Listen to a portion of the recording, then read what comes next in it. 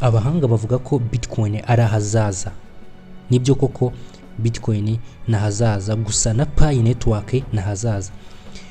Ndagira ngo mbabwire ku bijyanye na Pi network mu gihugu cya Amerika ejo bundi bari mu matora ya Donald Trump. Murabizi ko Donald Trump yaje gutorwa nka perezida wa Amerika.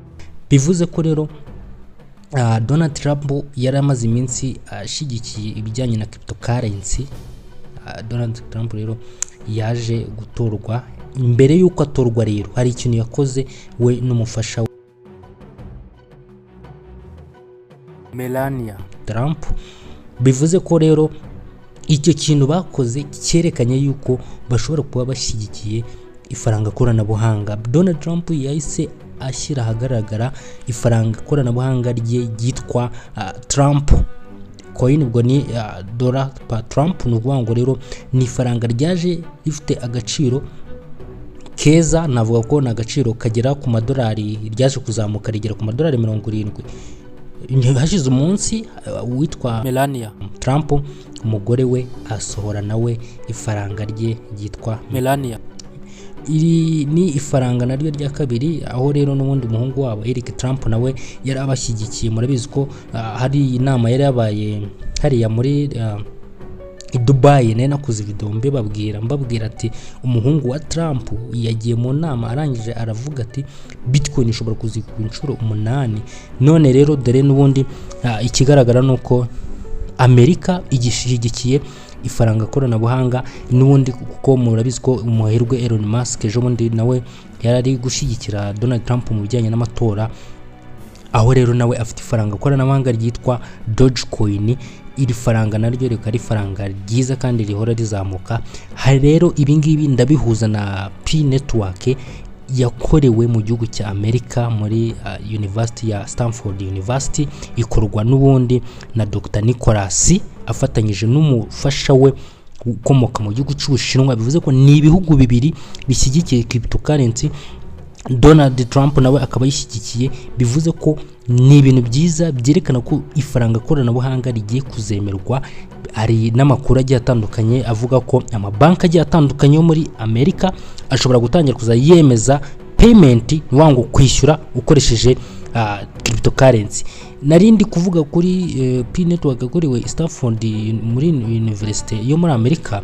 Bivuze ko Dr. Nicholas wakoze iri faranga cyangwa se wakoze iri faranga turi kumayininga nawe ari mu gihugu cya Amerika. Nivuze ko ni ifaranga rishobora kwemerwa bigahura nuko Donald Trump nawe ari gushyigikira cryptocurrency, bikaza guhuzwa rero bigatuma iri faranga rishobora naryo kuzagira agaciro.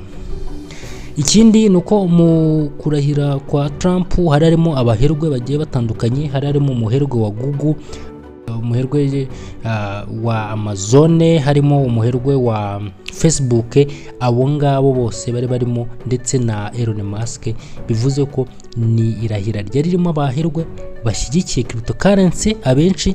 Bivuze ko n'ubundi abamayininze Pi network ni ikintu mugomba kumenya, kuko Amerika iyoboye isi. Navuga ko iyoboye isi kuko ni igihugu cy'igihangange.